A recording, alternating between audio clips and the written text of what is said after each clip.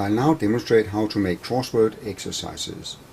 The exercises are meant to follow a video and text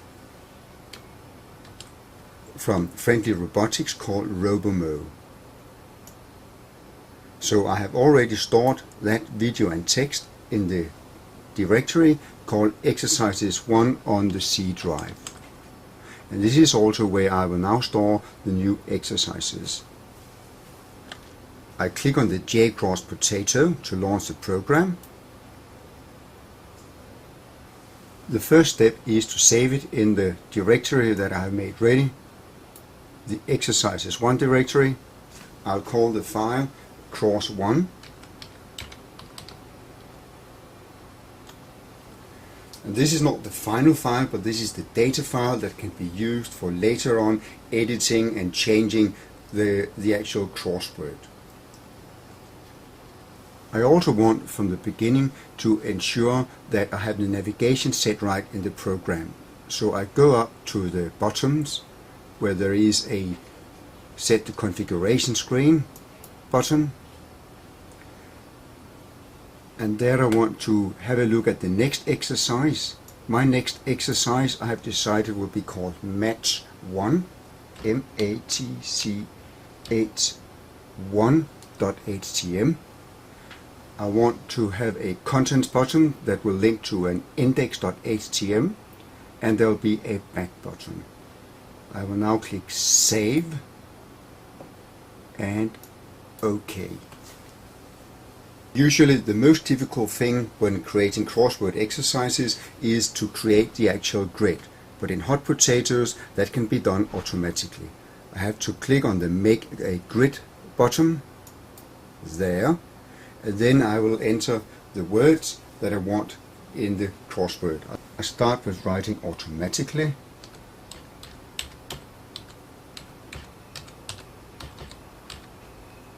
And I have already made the other words ready there. So now I have a list of words, and all I have to do now is to click on Make the Grid. And there it is. And of course there will be no crossword without some clues, so the student knows what to type in. So I add the clues.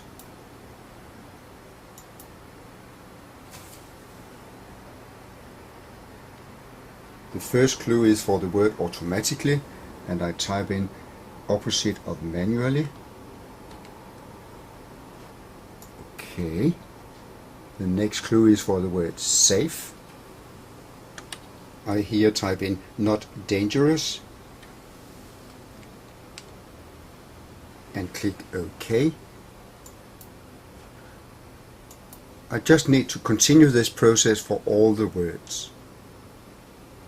I've completed all the words across. I do the same with the words down, completely, fully.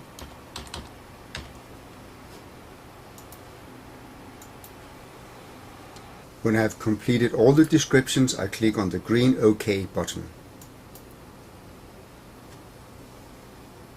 It is now time to save again. And I can see the result by clicking the web grid. I will call it Cross1, and it is HTML. It is an HTML file, and I can view it in my browser. I have to permit it to show it. Yes, and there it is.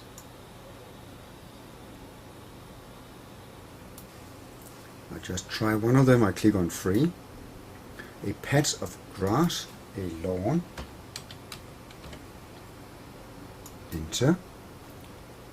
6. Not dangerous. I can get a hint. Safe. Yep. I click enter. I now have 3 files saved in the Exercises 1 file area. The Cross1, which is the one I've just made. The Cross1, which is a data file that has all the information about the crossword, where I can go in and edit words. The index_en, which is a text and video file that will link to the Crossword file. But I would also like to have an overall index file that can be used for navigation.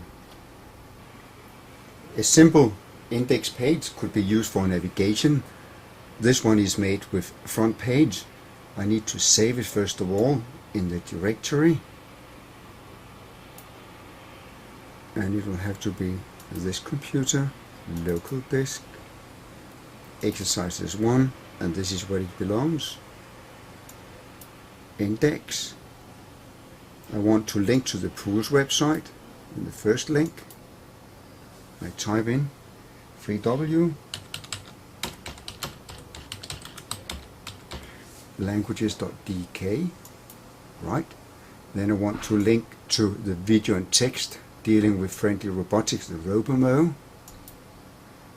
That is the one called index en there.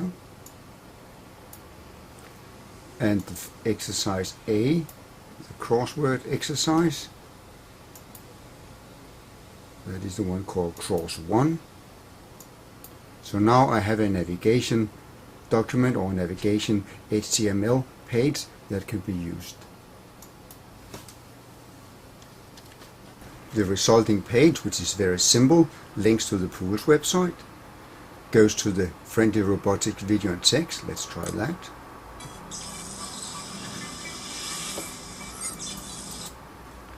If I go back, the crossword exercise that we just made, there it is.